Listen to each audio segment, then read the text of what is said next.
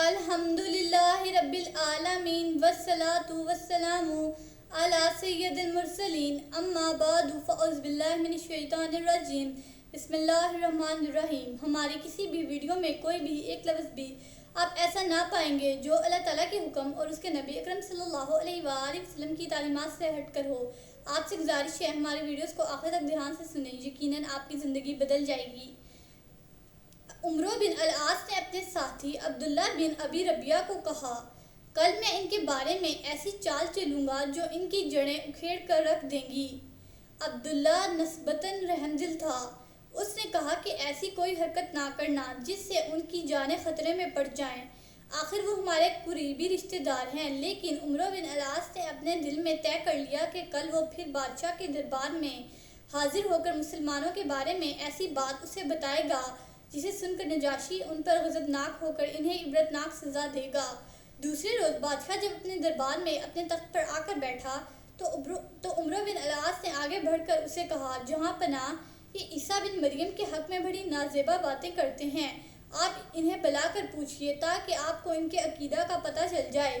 بادشاہ نے مسلمانوں کو پھر بلا بھیجا۔ حضرت ام سلمہ فرماتی ہیں کہ اس دوسری طلبی پر ہمیں بڑا فکر لاحق ہوا۔ پھر سارے مسلمان اکٹھے ہوئے اور ایک دوسرے کے ساتھ مشورہ کرنے لگے کہ اگر اس نے عیسیٰ علیہ السلام کے بارے میں ہم سے کوئی سوال کیا تو ہمیں کیا جواب دینا چاہیے۔ قوت ایمانی نے ان کے حوصلوں کو بلند کر دیا۔ انہوں نے متفقہ طور پر یہی فیصلہ کیا، باخدا ہم اس سوال کا وہی جواب دیں گے جو اللہ تعالیٰ کا فرمان ہے اور جو ہمارے نبی کریم صلی اللہ علیہ وآلہ وسلم نے ہمیں بتایا ہے، خواہ وہ کچھ بھی ہو جائے، خواہ وہ کچھ بھی ہو۔ یہ طے کرنے کے بعد سب اللہ تعالیٰ کا نام لے کر نجاشی کی طرف روانہ ہوئے۔ اس کے دربار میں جب پہنچے تو نجاشی نے جھٹ کے سوال پوچھا، عیسیٰ بن مریم کے بارے میں تم لوگ کیا سوچتے ہو اور کیا کہتے ہو؟ خطیب اسلام حضرت جعفر بن ابی طالب کھڑے ہوئے اور بڑی جرأت و دلیری سے فرمایا، ہم وہی کہتے ہیں جو ہمارے نبی کریم صلی اللہ علیہ وآلہ وسلم نے ان کے بارے میں بتایا ہے۔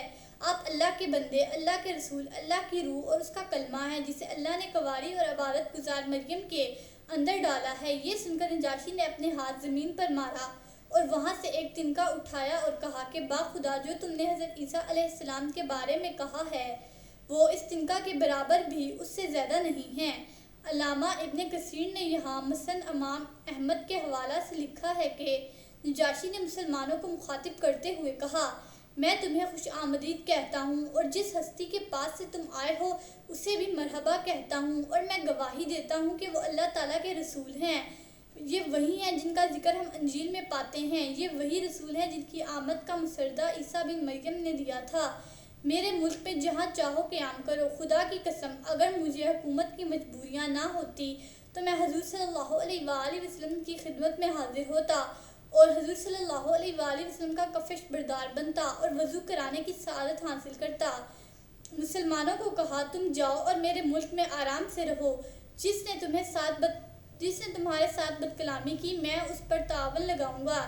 یہ جملہ اس نے 3 بار دہرایا، پھر کہا کہ میں تو یہ بھی پسند نہیں کرتا کہ میں تم میں سے ایک کو ان کے حوالہ کر دوں اور وہ مجھے اس کے بدلے میں سونے کا ایک پہاڑ دیں۔ پھر بادشاہ نے اپنی درباری کو کہا کہ ان مکہ والوں نے جو تحائف دیے ہیں وہ سب انہیں واپس کر دو۔ میرے خدا نے جب یہ ملک مجھے واپس دیا تھا تو مجھ سے رشوت نہیں لی تھی، نیز اللہ تعالیٰ نے میرے بارے میں لوگوں کی بات نہیں مانی تھی تاکہ ان مسلمانوں کے بارے میں اب میں لوگوں کی بات مانوں۔ اس طرح یہ دونوں مکہ کے نمائندے خائب و خاسر، ناکام و نامراد اپنے وطن واپس لوٹ گئے۔ علامہ ابن کثیر نے اس واقعے کے ضمن میں یہ بھی لکھا ہے کہ جب حضرت جعفر اپنے ساتھیوں کے ساتھ نجاشی کے دربار میں تشریف لے گئے تو انہوں نے شاہی دربار کے آداب کے مطابق بادشاہ کو سجدہ نہیں کیا بلکہ سر اٹھائے ہوئے اسے السلام علیکم کہا۔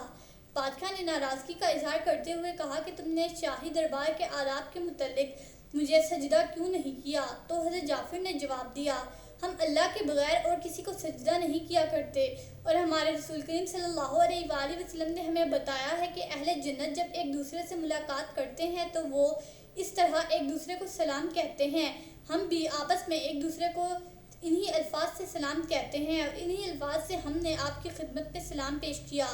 نجاشی نے اپنے درباریوں سے گفتگو کی، اس نے کہا کہ اللہ تعالیٰ نے جب میرا ملک مجھے لوٹایا تو اس نے مجھ سے رشوت نہیں لی۔ اس نے ایک خاص واقعے کی طرف اشارہ کیا جس کو اجمالاً یہاں ذکر کیا جاتا ہے۔ حضرت عائشہ صدیقہ سے مروی ہے کہ نجاشی کا باپ حبشہ کا بادشاہ تھا اور یہ نجاشی اس کا اکلوتا بیٹا تھا۔ نجاشی کا ایک چچا تھا جس کے 12 لڑکے تھے۔ حبشہ کے لوگوں نے سوچا کہ اگر ہم نجاشی کے باپ کو قتل کر دیں اور اس کے بھائی کو اپنا بادشاہ بنا لیں تو اس کے 12 لڑکے ہیں، اگر ان میں سے کوئی فوت بھی ہو جائے تو اس کا جانشین شاہی خاندان سے ہمیں مل جائے گا اور یکے بعد دیگرے مدت دراز تک وہ یہاں کی حکومت سنبھالے رہیں گے۔ چنانچہ انہوں نے نجاشی کے باپ کو قتل کر دیا اور اس کے بھائی یعنی نجاشی کے چچا کو اپنا بادشاہ بنا لیا۔ نجاشی اپنے چچا کے پاس نشوونما پاتا رہا۔ یہ بڑا عقل مند اور زیرک تھا۔ اس کا چچا امور حکومت میں اس پر اعتماد کرتا تھا۔ جب اہل حبشہ نے دیکھا کہ اس لڑکے نے اپنے چچا کے دل و دماغ پر تسلط جما لیا ہے، ہو سکتا ہے کہ وہ اسی کو اپنا جانشین بنا دے، اگر یہ بادشاہ بن گیا تو اسے معلوم ہے کہ ہم اس کے باپ کے قاتل ہیں، یہ ہم سب سے انتقام لے گا۔ چنانچہ وہ نجاشی کے چچا کے پاس گئے اور اس سے مطالبہ کیا کہ یا تو اس نوجوان کو قتل کر دو یا اس کو ملک بدر کر دو، ہمیں اس سے اندیشہ ہے کہ وہ برسر اقتدار آ کر ہمیں اصفایا کر دے گا۔ اس نے کہا، ظالموں، کل میں نے اس کے باپ کو قتل کیا اور آج میں اسے قتل کر دوں، یہ کہاں کا انصاف ہے؟ اگر تم مجبور کرتے ہو تو میں اسے ملک بدر کر دیتا ہوں۔ چنانچہ وہ اسے لے کر ایک بازار میں گئے، وہاں ایک شخص کے 600 درہم کے بدلے اسے فروخت کر دیا۔ اس نے اسے اس کشتی میں بٹھایا اور اپنے وطن کو لے چلا۔ اسی رات بادل گھر کر آ گئے۔ بادشاہ بارش میں کھڑا تھا کہ بجلی گری جس سے وہ جانبر نہ ہو سکا۔ اس کے سارے لڑکے سخت نالائق تھے، ان میں سے کوئی بھی حکومت کی ذمہ داریاں نبھانے کے قابل نہ تھا۔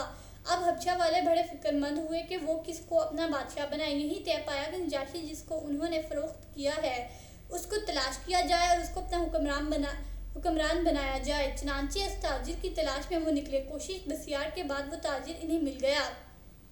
نجاشی کو اس کے قبضہ سے انہوں نے لے لیا اور اس کو آخر تخت نشین کر دیا، لیکن تاجر کو وہ قیمت واپس نہ کی جو اس نے ادا کی تھی۔ تاجر ان کے پاس آیا اور اس نے کہا، یا تو میرا روپیہ مجھے واپس دو یا میں بادشاہ سے تمہاری شکایت کرتا ہوں۔ انہوں نے کہا، تمہیں کچھ نہیں دیں گے۔ اس نے کہا، اب میں تمہاری شکایت بادشاہ کے سامنے کروں گا۔ چنانچہ وہ بادشاہ کے پاس گیا، اس کی خدمت میں جا کر گزارش کی کہ میں نے بازار میں ایک قوم سے ایک غلام خریدا تھا جس کی قیمت 600 درہم ادا کی تھی۔ جب میں وہ غلام لے کر اپنے گھر کی طرف روانہ ہوا تو انہوں نے میرا تعاقب کر کے مجھے پکڑ لیا، مجھ سے وہ غلام چھین لیا، لیکن میری رقم مجھے واپس نہیں کی۔ نجاشی نے کہا، اے قوم، یا تو اس تاجر کی رقم واپس کر دو ورنہ اس کا غلام اپنے ہاتھ اس کے ہاتھ میں رکھ دے گا اور جدھر اس کا جی چاہے گا اسے لے جائے گا۔ قوم نے وہ قیمت اس کو واپس کر دی۔ بسم اللہ الرحمن الرحیم۔ صلی اللہ علی حبیبہ سیدنا محمد وآلہ وصحبہ وسلم۔ اس درود پاک کے بے شمار فوائد ہیں۔ اس درود پاک کو کثرت سے پڑھنے والے کو دین و دنیا میں کسی چیز کی کمی نہیں رہتی، سکون قلب کی دولت سے مالا مال ہو جاتا ہے، دشمن دوست بن جاتا ہے۔ اگر کوئی چاہے دل کی کدورت، کینہ، دل کا میل، بغض، حسد اور اخلاق رذیلہ دور ہو جائیں تو اس درود پاک کو کثرت سے پڑھیے۔